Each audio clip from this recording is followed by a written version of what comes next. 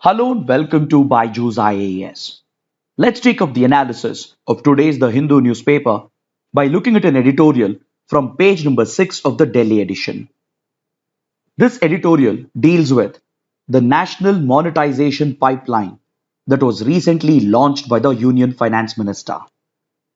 See, the National Monetization Pipeline has been envisioned as an innovative financing mechanism by the Niti Aayog to fund India's national infrastructure pipeline. Under the National Infrastructure Pipeline, the Government of India is looking to raise around 111 lakh crore rupees over the next 5 years to fund the creation of essential infrastructure in the country.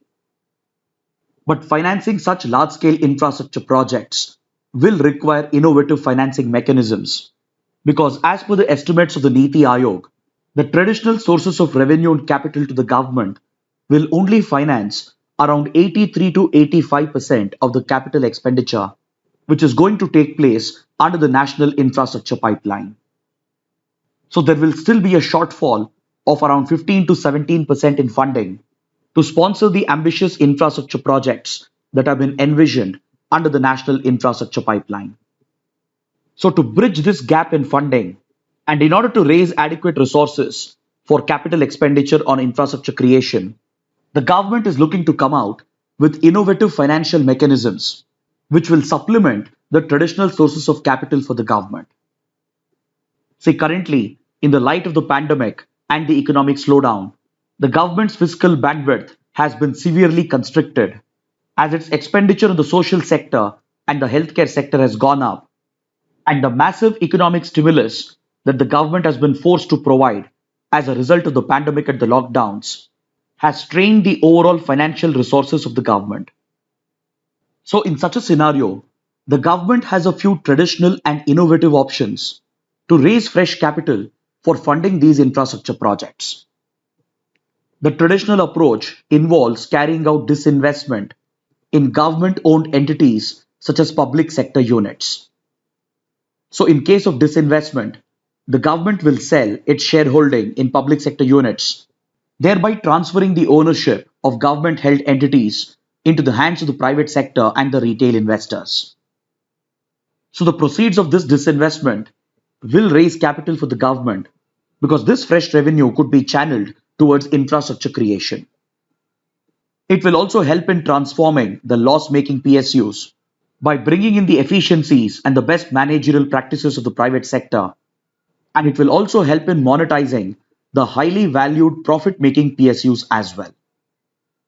But however, the disinvestment plans of the government has not progressed as planned, and even though it plans to sell government entities such as Air India, BPCL, etc., there hasn't been much interest shown by the private sector, mainly because of the several roadblocks that have hit the disinvestment process. So, in the absence of these traditional sources of revenue, the government has been forced to come out with innovative financing mechanisms, which includes medium term solutions such as asset recycling and monetization, and as well as long term initiatives such as development finance institution. These medium term and long term measures are expected to bridge the 15 to 17% gap in funding the national infrastructure pipeline. So, in line with these objectives, the Government of India announced two major initiatives in this year's budget.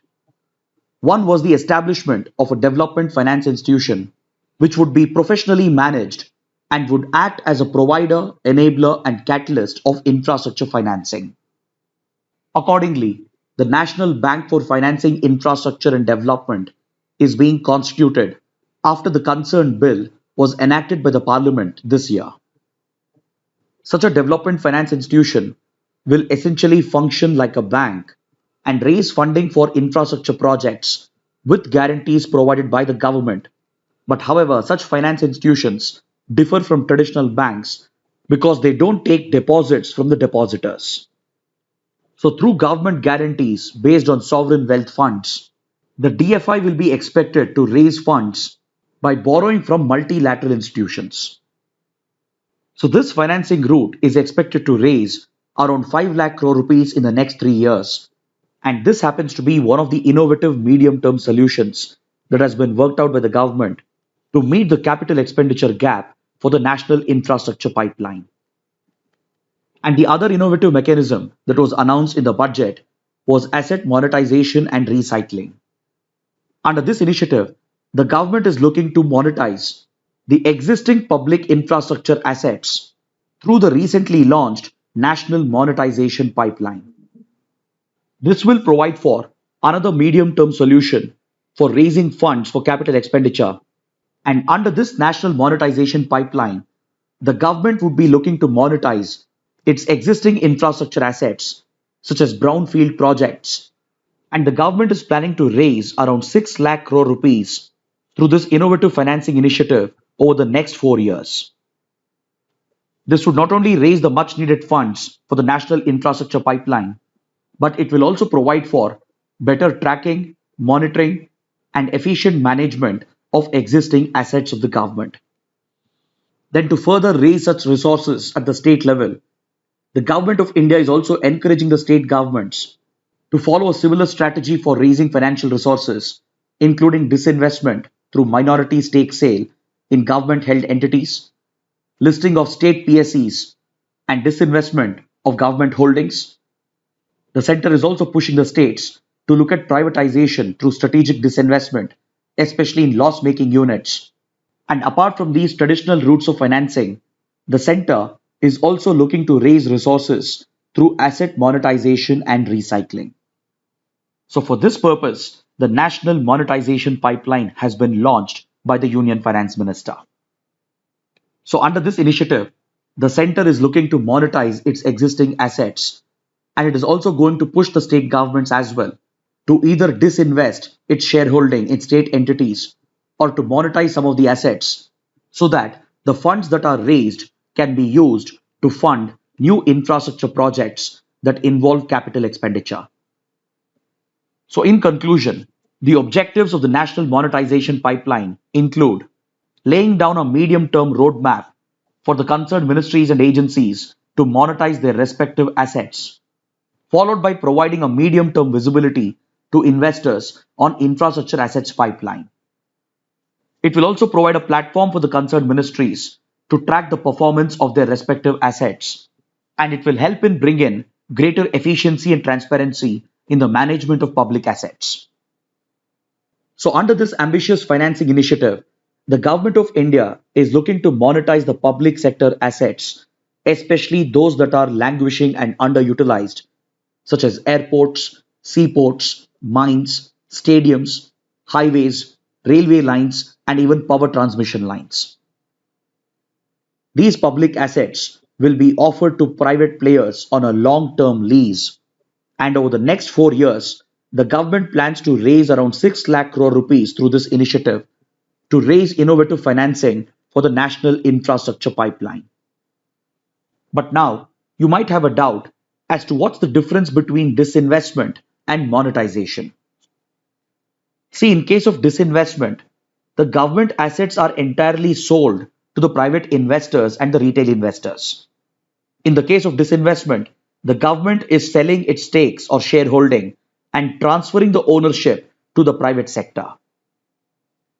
Whereas in case of monetization and recycling, the government assets are just given on lease, usually on a long-term lease to the private sector, and the private investors who are acquiring the lease, they would be expected to operate these assets and manage them during the entire lease period, and also to modernize the assets if required.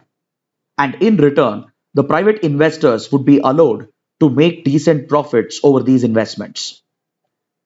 So instead of the government managing and operating some of these public assets, they would be leased away to the private sector for the long term, and the private players would be responsible for its operations, management, and modernization. And in return, they would be able to make profits over these investments. So essentially, in the case of monetization and recycling, the government still owns the assets. The assets are not being sold away to the private sector, as in the case of disinvestment.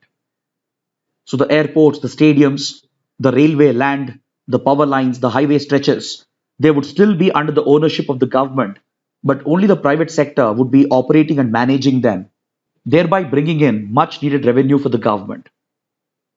So both the routes, that is disinvestment and monetization, they bring in government revenue, which could be used for capital expenditure. But however, in the case of disinvestment, the assets are sold and the government is transferring the ownership. Whereas in the case of monetization, the assets are just leased and the government retains the ownership. So the editorial appreciates the government's initiative to come out with such innovative financing mechanisms for creating infrastructure. But however, it strikes a word of caution because if this asset monetization is not well planned and if there aren't enough checks and balances, it could result in several post transaction troubles, which could turn out to be a long term headache for the government. Because, see, when government owned assets are being monetized, there is always a need to strike a balance between the profit motive and the utility motive. Because, see, these public assets which are said to be monetized, such as airports, highways, etc., they all serve a public purpose. Now, if these assets are being leased to the private sector, there will be questions and even concerns over the access that public will have to these assets and the cost involved in utilizing or accessing these assets. Yes, the private investors should be rewarded with decent profits, but however, the profit motive shouldn't derail the utility motive of these assets. So there is a need for the government to balance these risks and rewards, and it should carefully weigh in the profit motive and the utility motive. Then also with regard to monetization, there is always the challenge of assessing the value of these assets. If the government is leasing them out based on an assessment done during a downturn in the economy, then obviously the revenue projections would have been deflated. Currently, because of the pandemic and the structural slowdown in the economy, there is an overall downturn in the economy which might lead to undervaluing these assets, which could later translate into supernormal profits to these private investors when the economy picks up. So, to avoid such scenarios, the government will have to build in suitable checks and balances, and it will have to carefully weigh in the risks and rewards. The editorial also points out that despite its grand plans, the government has often failed to realize the revenue, even with regard to disinvestment and privatization. Through disinvestment and privatization alone, the government was looking to raise around 1.75 lakh crore rupees this year. But many of these proposed disinvestments and sale of public firms such as Air India and BPCL have been stuck, and the government has not been able to raise the budgeted revenue. So the editorial reminds the government of its promise made in the 2014 budget for establishing an apex body to devise new public private partnership models so that such sale and privatization of government assets could have been streamlined. Such an apex body would have given the government the required institutional capacity to execute these initiatives. But unfortunately, the promise made during the 2014 budget has not been fulfilled by the government. So the editorial says that having such an apex body to devise new PPP models where the public and the private sector could work together to not only create new infrastructure but also to operate and manage the existing ones and subsequently raise enough resources for the government for funding new infrastructure. Now let's look at an article from page number 7 in which the Hindu carries an interview with two eminent political and constitutional experts to evaluate the first past the post system which is used in democratic elections and compare it with the proportional representation system, and they analyze whether these methods of elections are contributing to political polarization in our societies. See, the first past the post system provides for a simple majority system where a particular candidate who wins the highest number of votes in a constituency is declared as the winner in the election. It is this simple voting system which is followed in countries like India in our Lok Sabha elections and as well as in our elections to state assemblies. So, under the FPTP system, amongst the contesting candidates, whoever wins the highest number of votes is declared the winner, even if he or she fails to secure at least half the number of votes. That is, even without getting a majority of the votes, a candidate can win the constituency just because of the fact they manage to get the highest number of votes or the highest vote share, thereby enabling the candidate to get past the post.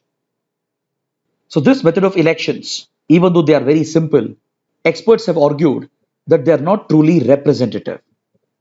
Even in India, there has always been a debate whether should we stick to the first past the post system or should we switch to the proportional representation system. Because the first past the post system magnifies the seat share of the party which has secured the largest vote share in the elections.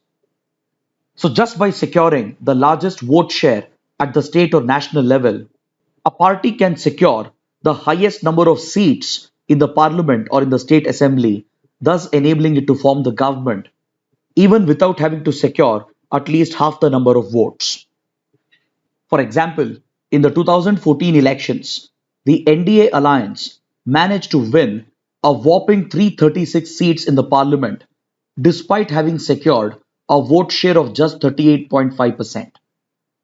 So, even without securing half the majority of the votes, a party can come to power just by securing more seats.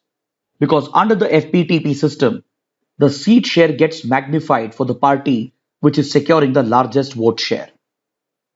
Similar trends have been noticed in the past as well, when the Congress was in power, and experts have argued that this encourages the political parties to engage in the politics of polarization in the society, where they exploit the social divides and polarize the society on racial lines, religious lines, and ethnic lines.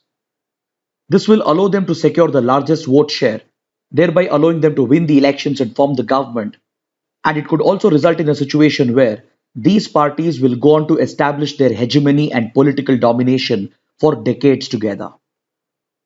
In the case of India, we have seen these trends in the case of Congress, which had established complete political hegemony and domination from the 1950s till the 1980s. Now, experts point out that similar trends are emerging with the BJP as well, as it becomes easier for these political parties to establish their domination in elections by simply polarizing the electorate in order to secure the largest vote share. This anomaly of the FPTP system is clearly explained under the Maurice Duverger's law. Maurice Duverger was a French political scientist who concluded that under the first past the post system, it will always result in a two-party system at the constituency level, where both the dominant parties will engage in polarizing politics in order to exploit the social divides so that they can garner the largest vote share. So these shortcomings of the FPTP system has led several experts to call for the implementation of proportional representation system in order to tackle political polarization in Indian politics. But however, the experts who have been interviewed by the Hindu, they argue that even under proportional representation, the same polarization can be seen where political parties exploit the social divides for winning elections. And hence they say that the problem does not lie with the electoral system, but with the vote winning tactics of the political parties where they rely upon polarizing politics. They point out with evidence that be it the FPTP system or proportional representation system, political parties have clearly shown tendencies to polarize the electorate to win their elections. See, in a proportional representation system, the seats are allocated based on the vote share that the party is winning in the elections.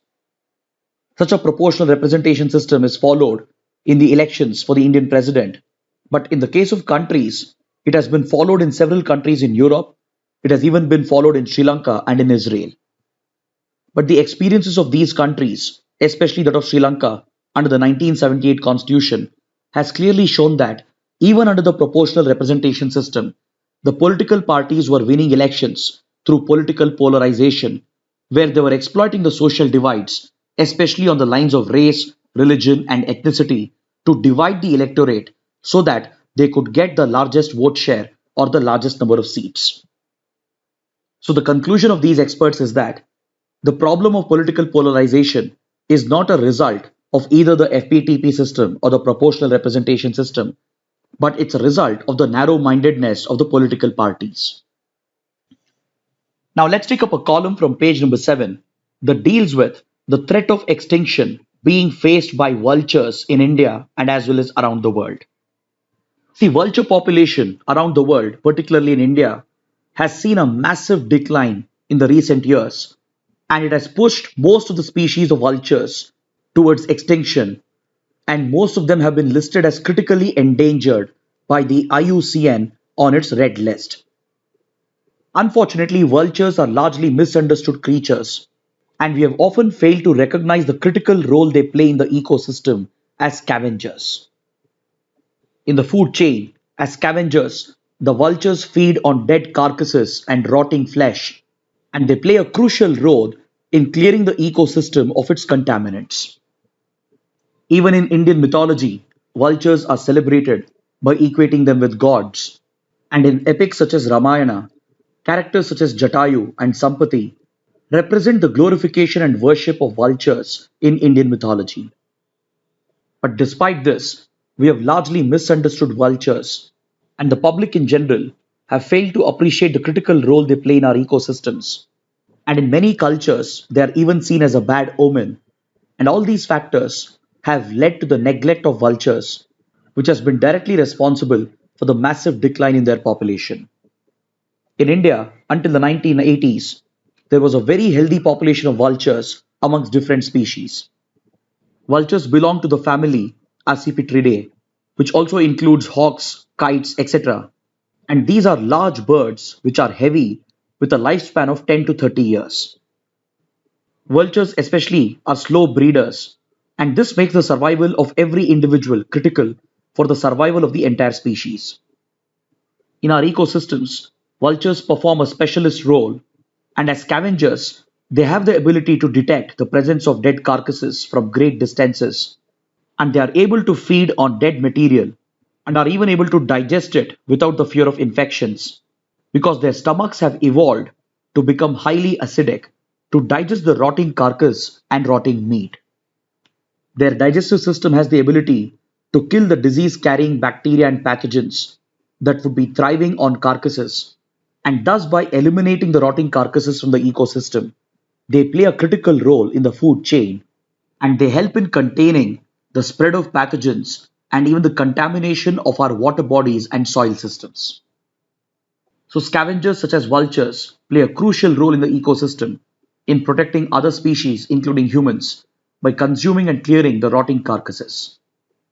But however, between 1990s and mid 2000s, India registered a massive decline in their population, which even pushed the various species of vultures towards the brink of extinction. Today, most varieties have been listed as critically endangered on the IUCN's red list, and this sudden loss in their population is linked to a drug known as diclofenac. Diclofenac is essentially a veterinary drug used to treat cattle for pain and inflammation, and it is often used to treat human beings as well. But however, when diclofenac is administered to cattle, the remnants of the drug remains in the dead carcasses of the cattle, and when the vultures feed on them, it becomes highly toxic to their bodies, as diclofenac is known to cause renal failure or kidney failure amongst vultures. The usage of diclofenac for human treatment is not a concern because in majority of the cases, human carcasses are well disposed, unlike the cattle carcasses which are left lying around, which in turn are consumed by the vultures as scavengers, thereby leading to their poisoning by diclofenac. This factor was single-handedly held responsible for the massive decline in vulture population in just a short period of around 15 years. Apart from this, they also face other threats, such as hunting and poaching, because some believe vulture parts to contain medicinal value, and along with that, the destruction of their habitats due to industrialization and deforestation has rendered the vultures extremely vulnerable, which has pushed them towards extinction. So, the writer of this column stresses upon the need to promote vulture conservation, and according to the writer, the most important step would be to promote greater awareness about the critical role of these scavengers in our ecosystems. The writer says that there is an urgent need to clear the misconception and misunderstanding of vultures because through such public awareness, we can promote better conservation practices. In order to tackle the threat of diclofenac, India banned the usage of diclofenac for veterinary usage in 2006. which has been implemented in several other countries as well. Several states in India have even set up their own vulture breeding centers with the support of the Union Ministry of Environment and Forest. And the Environment Ministry has even launched a dedicated action plan for vulture conservation, which is being implemented between 2020 and 2025. In few countries, their governments and conservational experts are even experimenting with so-called vulture restaurants, where vultures are fed with diclofenac-free carcasses in a designated area in order to ensure that they do not suffer from these poisoning incidents. Now let's look at a column from page number 6 in which the writer evaluates the role of data in governance. See, in governance and administration, data is at the very center of policy making and decision making. Because in public administration, government decisions are based on evidence, and this evidence is offered through the data that has been collected. For implementing any government scheme or government program, data is crucial as it is on the basis of data that fund allocation is decided by the policy makers, and it is on the basis of data that targeted interventions can be carried out by the state. So in short, governance outcomes are directly dependent on the quality of the data that is collected and processed. And if such data is not comprehensive, if it is not reliable or verified, and if there is no robust data collection and assessment mechanism, then it will directly affect the governance outcomes. Because there is every possibility that the data that is being collected by the government and its agencies and departments could be entirely wrong and faulty. And there could also be instances where the data is being misused and abused, and even manipulated and misinterpreted for the sake of achieving political gains over governance outcomes. See, data has become relevant for governance not just in the technology driven world, but even in the pre technology world. Data was always at the center of governance because data based policy making and decision making was always seen as a form of rational governance that is based on evidence, that is empirical evidence. So, if the entire spectrum of governance and policy making is dependent on such data, and if the allocation of funds, execution of schemes and programs is dependent on such information, then there is an urgent need to put in place a robust data mechanism which is comprehensive, reliable, and verified because only such high quality data can improve our governance outcomes. There are several examples in India to show how the misuse of data or the wrong faulty collection of data or the manipulation of data has directly resulted into governance failures. By referring to examples related to the pandemic, the census, the GDP estimates, the writer points out that there is a statistical vacuum in India when it comes to government data collection, processing, and assessment, and hence she is calling upon the center, states, and local governments to provide for decentralized data collection and provide for collation and assessment of all this data at the state level, where the center should back the states and the local governments to invest in adequate human and technological resources so that the databases that are being built become robust, comprehensive, reliable, and verifiable. Next, on page number 6, we have a column related to the current situation in Afghanistan and the options available for India. And on page number 9, we have a related article which refers to the all party meeting that the center had called over the current situation in Afghanistan.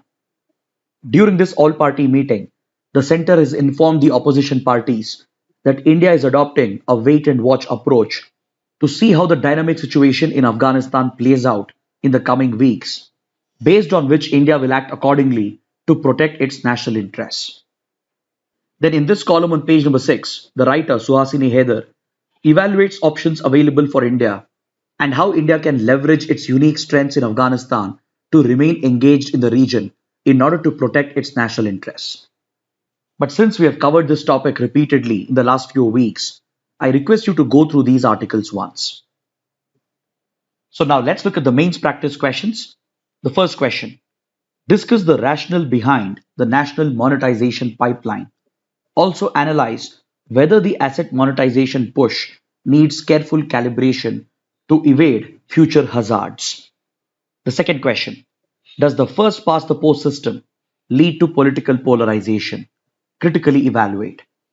Kindly write your answers to these questions and post your answers on the answer writing portal, for which the link shall be given in the description box below. So, this concludes our discussion for today. Thanks for watching.